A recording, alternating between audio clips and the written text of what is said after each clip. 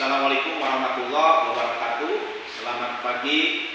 Perkenalkan, saya Asep Dadang, dosen Sekolah Tinggi Ilmu Sosial dan Ilmu Politik Samudra Indonesia Selatan. Pada kesempatan kali ini mengampu mata kuliah pengantar ilmu administrasi publik, dan pada kesempatan kali ini akan menguraikan rencana pembelajaran semester atau RPS pada semester pertama ini dengan mata kuliah pengantar ilmu administrasi publik bobot 3 SKS dan merupakan rukun mata kuliah yang wajib. Dalam penyampaian RPS ini, Assalamualaikum warahmatullahi wabarakatuh.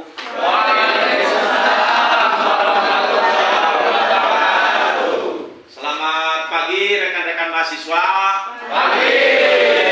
Baik, pada pertemuan kali ini adalah pertemuan yang kedua, ya, di mana pada pertemuan yang kedua ini kita akan membahas yang berkaitan dengan paradigma administrasi publik, di mana perkembangan administrasi publik ini sangat pesat, ya, dari hari ke hari. Perkembangan administrasi publik ini yang menjadi sebuah pergeseran, yang menjadi warna, yang menjadi sebuah pergeseran dari hari ke hari. Ini dipengaruhi yang pertama adalah dengan satu, adanya teknologi, adanya perkembangan teknologi. Terus yang kedua adalah perubahan sosial. Ini salah satu yang menjadi perubahan atau pergeseran tentang administrasi publik. Nah, kemudian juga dalam pertemuan kali ini bahwa pergeseran administrasi publik di awal abad 19 hingga abad ke-20 itu ada 3. Yang pertama adalah public paradigma or public administration. Yang kedua adalah paradigma new public management, dan yang ketiga adalah new public service. Jadi ada 3, ya. Ada pergeseran administrasi publik dari hari ke hari, administrasi publik gaya lama or public administration. Yang kedua adalah or public management, new public management, dan yang ketiga adalah new public service. Berarti ya, kalau new public service itu kekinian perkembangan pada hari ini. Tapi saya akan menyadul sama kalian, siapa tokoh administrasi? Tokoh administrasi publik siapa yang dari Prancis itu? Henry Fayol. Saya sudah menerangkan, catat itu di saudara-saudara. Henry Fayol dan Frederick Winslow Taylor. Frederick Winslow Taylor dan Henry Fayol itu adalah tokoh, ya, yang menjadi bapak administrasi. Itu kebangsaan Prancis, ya. Harus dicatat, ya, agar kita tahu. Nah, jadi dalam paradigma ini yang menjadi sorotan publik ini, sehingga dari hari ke hari mendapatkan sebuah pergeseran yang sangat dahsyat karena dipengaruhi dengan ini adanya teknologi. Sekarang teknologi digital itu sudah masuk ke tiap-tiap desa. Itu menjadi pengaruh juga. Salah satunya sekarang ada yang namanya di Indonesia, itu e-government, electronic government. Artinya pelayanan kepada publik berdasarkan digital. Sekarang kan dengan online, ya, apalagi dengan adanya perkuliahan, perkuliahan online dengan adanya kemarin COVID-19 itu salah satunya, sehingga yang penting kita bisa jalan. Ini baik, yang selanjutnya. Nah, ini paradigma administrasi publik itu yang pertama adalah OPA. Lebih mengedepankan pada zaman dulu bagaimana tata kelola tata kelola pemerintahan itu. Yang pertama lebih mengarah kepada political theory, lebih mengarah kepada teori-teori yang berbasis politis, kepentingan politis. Yang kedua adalah client and constituent. Jadi bagaimana pemerintah memberikan satu pelayanan kepada masyarakat itu berdasarkan klien. Kalau klien itu adalah seseorang yang sudah membangun hubungan yang erat. Jadi ada yang disebut dengan ya kayak inilah. Orang ya klien itu kalau dalam ilmu hukum, jadi advokat dengan kliennya gitu kan. Jadi advokat memberikan pelayanan kepada klien berdasarkan permintaan klien. Ya. Dulu pada masa-masa lama, pemerintah memberikan satu pelayanan kepada masyarakat atas dasar kebutuhan masyarakat. Maka disebut dengan bottom up.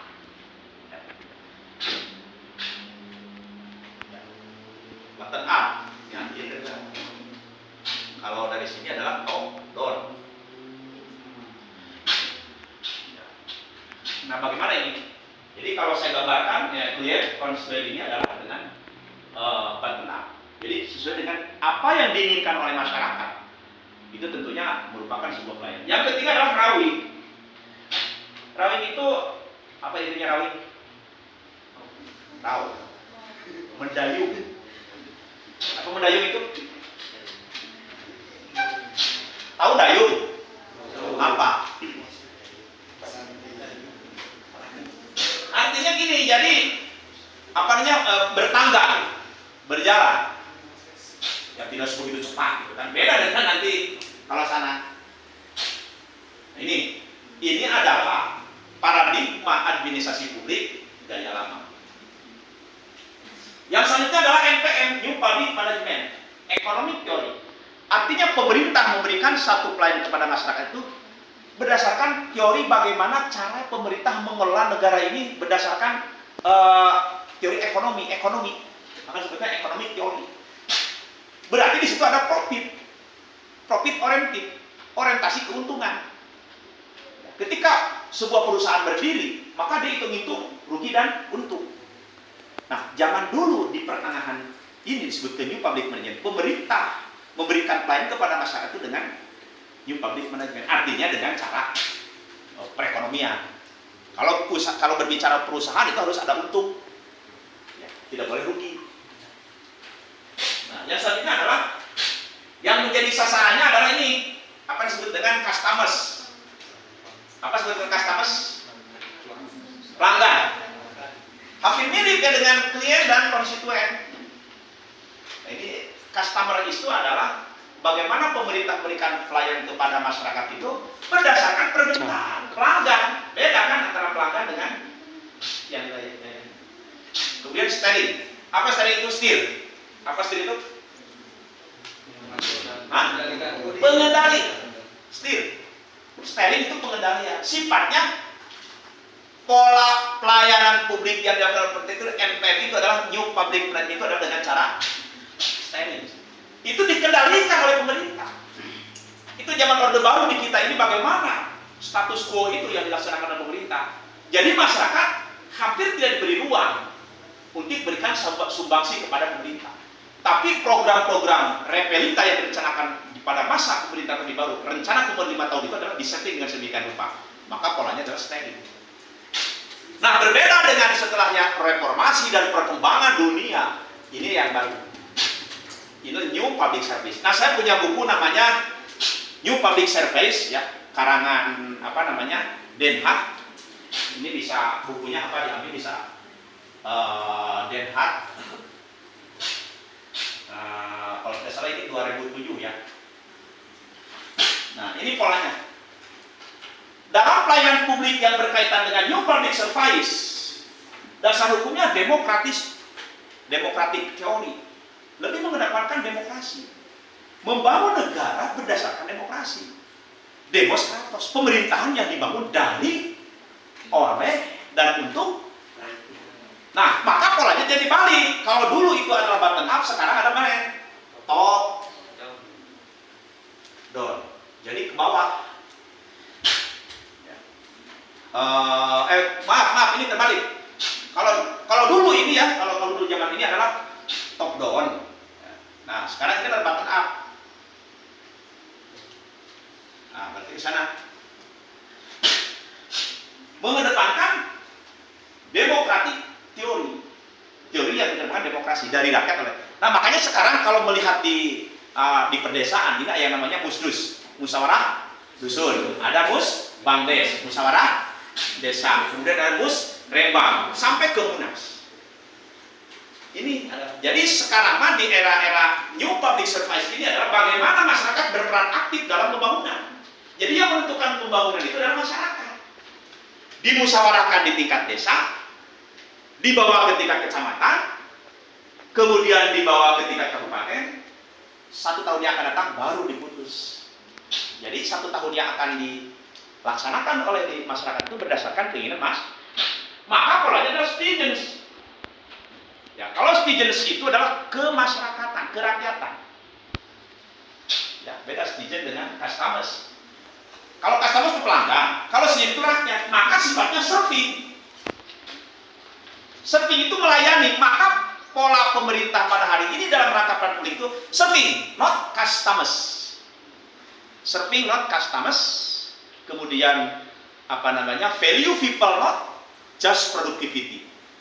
Kemudian juga ada seek the public interest. Juga dalam pertemuan kali ini bahwa pergeseran administrasi publik di awal abad 19 hingga abad ke-20 itu ada 3. Yang pertama adalah public paradigma or public administration. Yang kedua adalah paradigma new public management, dan yang ketiga adalah new public service. Jadi ada 3 ya. Ada pergeseran administrasi publik dari hari ke hari, administrasi publik gaya lama or public administration. Yang kedua adalah or public management, new public management, dan yang ketiga adalah new public service. Berarti ya kalau new public service itu kekinian perkembangan pada hari ini. Tapi saya akan menyadul sama kalian, siapa tokoh administrasi? Tokoh administrasi publik siapa yang dari Prancis itu? Henry Fayol. Saya sudah menerangkan, catat itu di saudara-saudara. Henry Fayol dan Frederick Winslow Taylor. Frederick Winslow Taylor dan Henry Fayol itu adalah tokoh yang menjadi bapak administrasi. Itu kebangsaan Prancis ya. Harus dicatat ya, agar kita tahu. Nah, jadi dalam paradigma ini yang menjadi sorotan publik ini, sehingga dari hari ke hari mendapatkan sebuah pergeseran yang sangat dahsyat karena dipengaruhi dengan ini adanya teknologi. Sekarang teknologi digital itu sudah masuk ke tiap-tiap desa, itu menjadi pengaruh juga. Salah satunya sekarang ada yang namanya di Indonesia, yaitu e-government, electronic government, artinya pelayanan kepada publik berdasarkan digital. Katakan dengan online ya, apalagi dengan adanya perkuliahan, perkuliahan online dengan adanya kemarin COVID-19 itu salah satunya, sehingga yang penting kita bisa jalan. Ini baik, yang selanjutnya. Nah, ini paradigma administrasi publik itu yang pertama adalah OPA. Lebih mengedepankan pada zaman dulu bagaimana tata kelola tata kelola pemerintahan itu. Yang pertama lebih mengarah kepada political theory. Lebih mengarah kepada teori-teori yang berbasis politis, kepentingan politis. Yang kedua adalah client and constituent. Jadi bagaimana pemerintah memberikan satu pelayanan kepada masyarakat itu berdasarkan klien.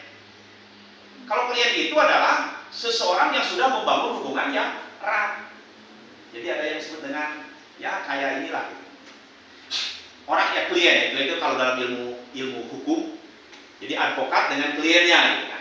Jadi advokat memberikan pelayanan kepada klien berdasarkan permintaan klien. Ya. Dulu pada masa-masa lama, pemerintah pemerintah memberikan satu pelayanan kepada masyarakat atas dasar kebutuhan masyarakat, maka disebut dengan bottom up.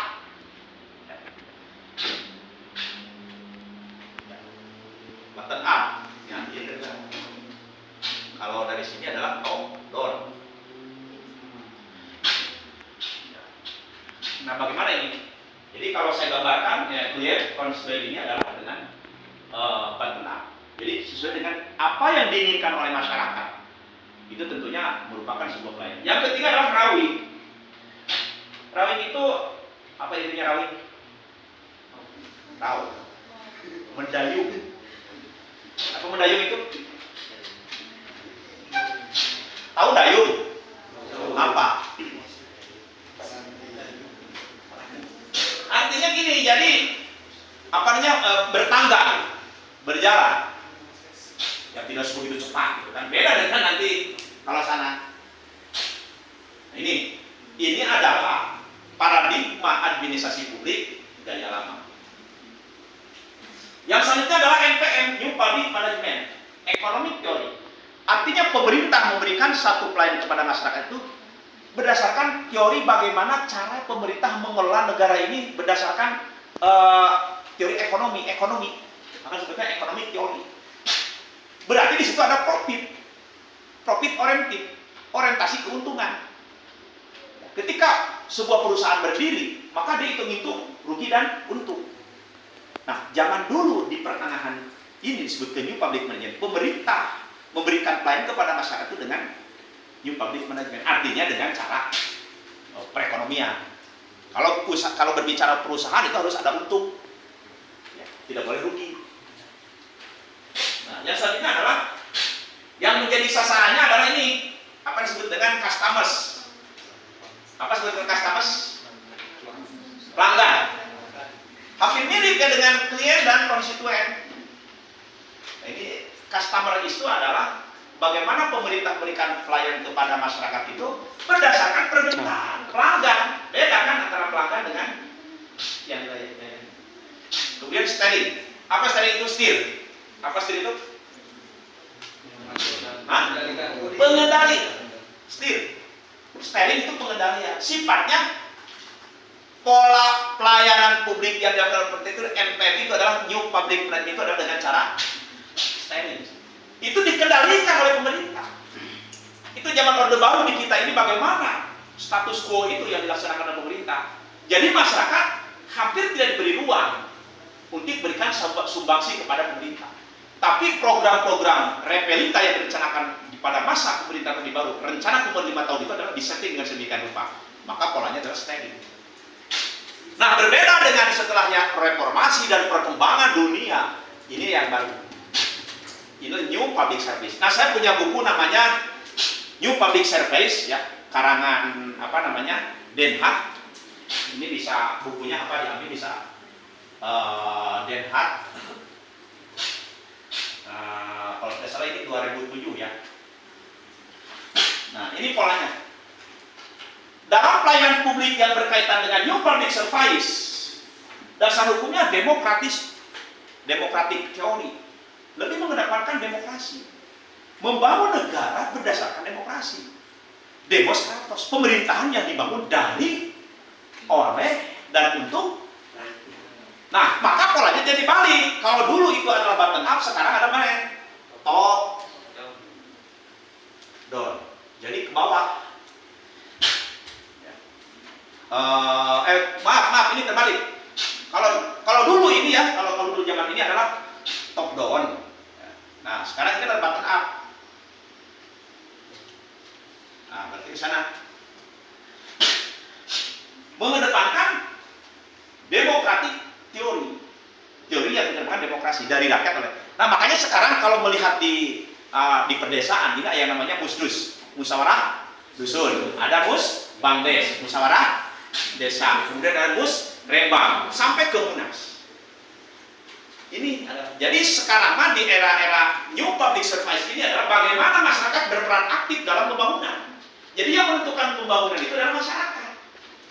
Dimusyawarahkan di tingkat desa, dibawa ke tingkat kecamatan, kemudian dibawa ke tingkat kabupaten, 1 tahun yang akan datang baru diputus.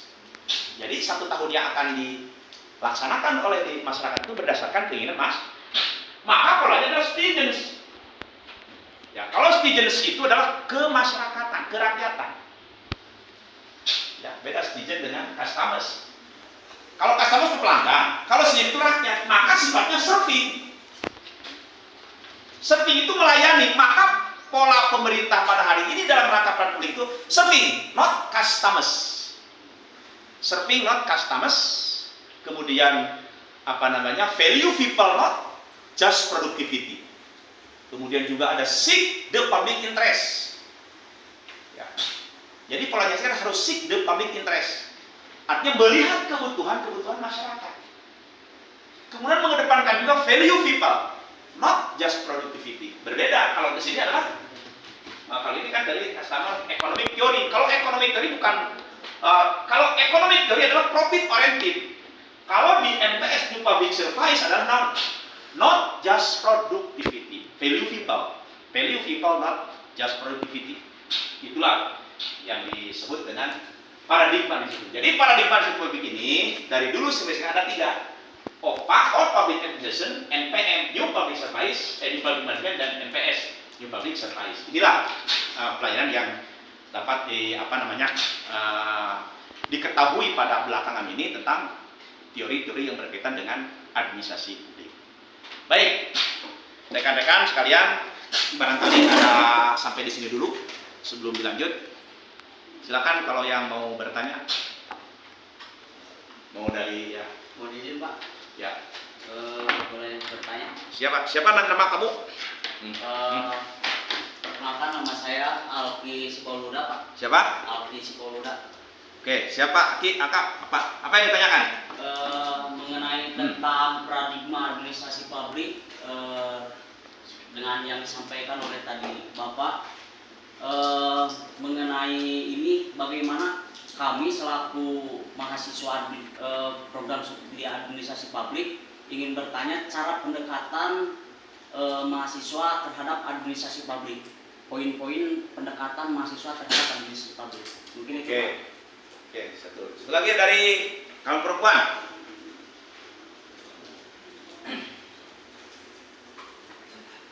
Izin bertanya Pak. Ya.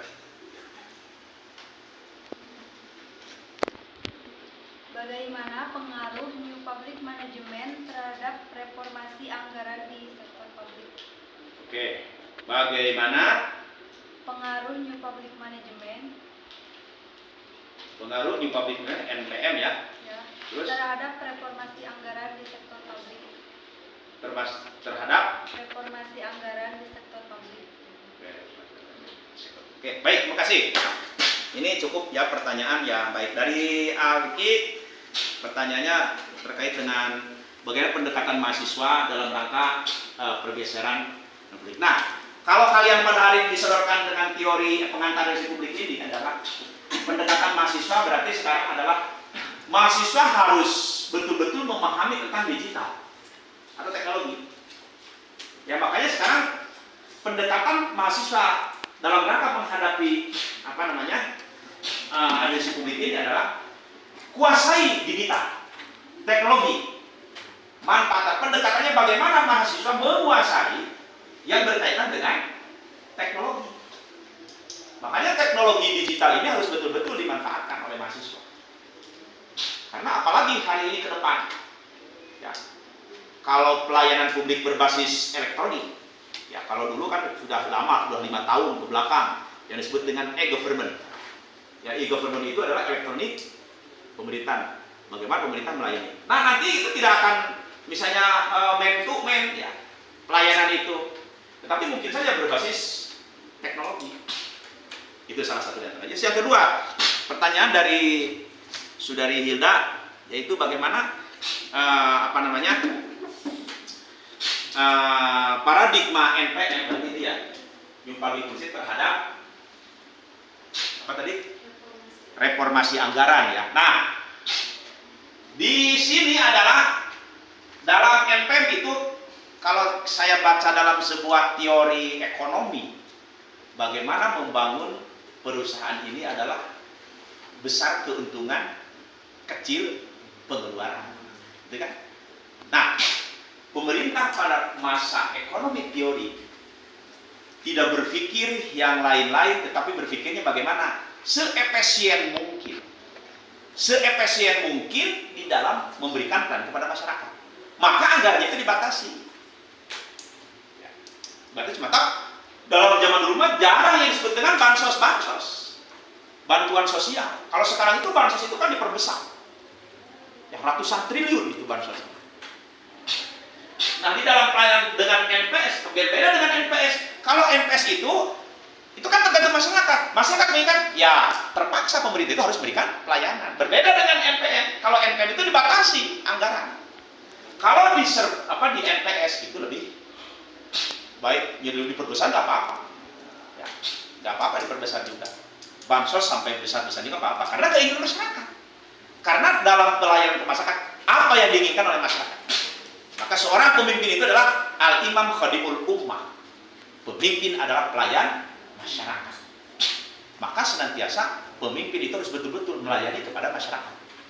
Harus sepuas mungkin. Ya, maka tadi yang dikedepankan value VIPA, mengedepankan nilai-nilai kemanusiaan. Serving not sparing. Serving not sparing itu adalah melayani daripada mengendalikan. Apa yang menjadi keinginan masyarakat, layani. Itu dalam teori. Paham kira-kira?